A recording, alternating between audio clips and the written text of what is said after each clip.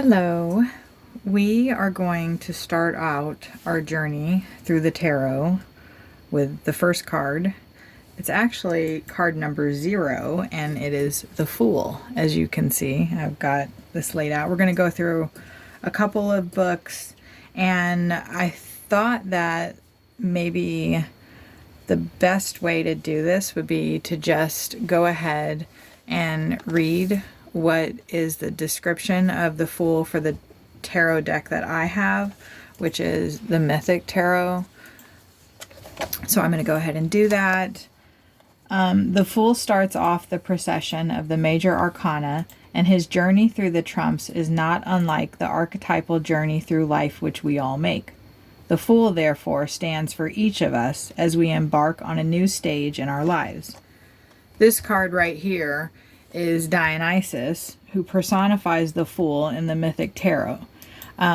His dual parentage, mortal and divine, is reflected by the eagle of his heavenly father Zeus and by the goat horns of earthly nature. We share in this same duality as we seek to find spiritual understanding and purpose while still partaking of earthly life, pain, and pleasure. When the Fool appears in a reading, he often suggests that the time for change is nigh. The sane, rational voice within may suggest it would be wiser to stay put, but the spirit of change which the Fool embodies is often stronger. She goes on to talk about a reading that she did for somebody. One way that we can look at the Fool is you can see that he's standing on the edge of a cliff. He's not really paying attention where he's going, and he is okay with that. He's ready for change. They're wanting us to color the card and with the colors that we would associate with this. Now, when I look at this image, and the card that I actually have, there's a lot of browns in this, and I feel like a lot more green with this. I went ahead and I made a copy of the page, and I plan on coloring it.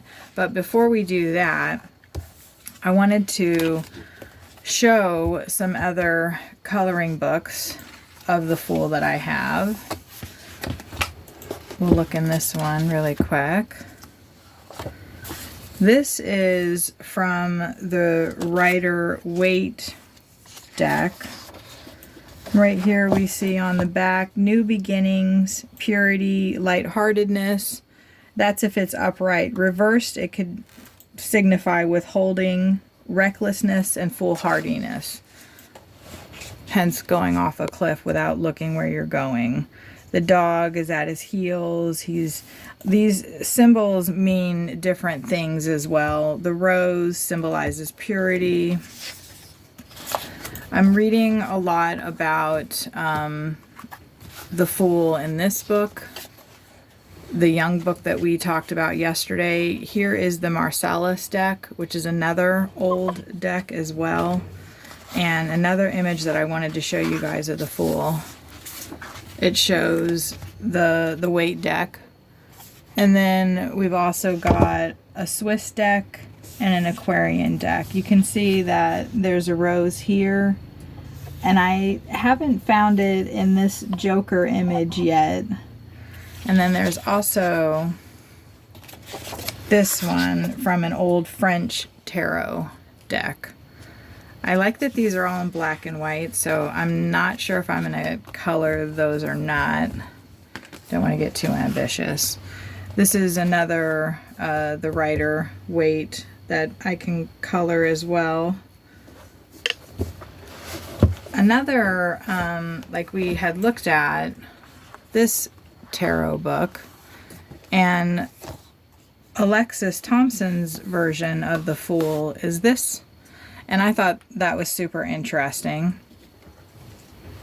So I want to read that really quick.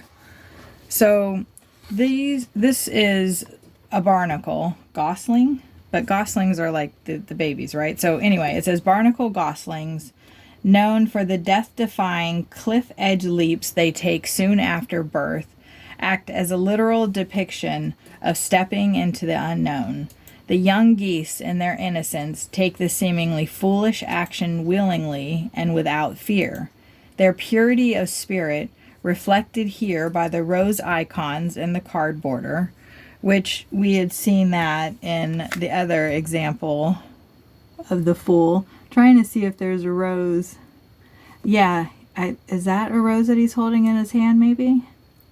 Anyway, the dogwood flowers are a symbol of the loyalty and protection offered by man's best friend, who guards against fear of the unknown, while the mountains in the background represent challenges that will be encountered in the future as yet unseen. So upright, you consider a step into the unknown as a step toward freedom and enlightening new experiences. The universe has a plan, and embracing it will open up a world of opportunity. And if you happen to pull this card reversed, everyone is liable to act foolishly on occasion, but dangerous consequences can be avoided by listening to intuition. If something seems too good to be true, it probably is. So that's what Alexis, I'm not sure if it's illustrated by Alexis Thompson. I really should have. We've got written and edited by Jocelyn Norbury. So that's Jocelyn Norbury's words about the Fool. And the last one that I wanted to show, this is the Fool represented by this artist. I showed this book a little bit as well. Tarot Whispers of the Arcana. This is by Color It. Illustrated by Kring Demetrio, edited by Eliza Callahan and Zen. I'm not going to try to pronounce that. But this is the Fool in this coloring book, and I thought this was super interesting. We see a rose right here, so that's the purity element. I can't quite tell if these are dogwood flowers or not. Maybe somebody chime in and let me know. Allison, you're coloring this book too, so what do you think this image of the Fool is depicting? Because I'm a little like, I think I get that, like, the butterfly is a metamorphosis from going from a caterpillar, you know, and spinning a cocoon. He doesn't know what he's doing. He's just doing it. And then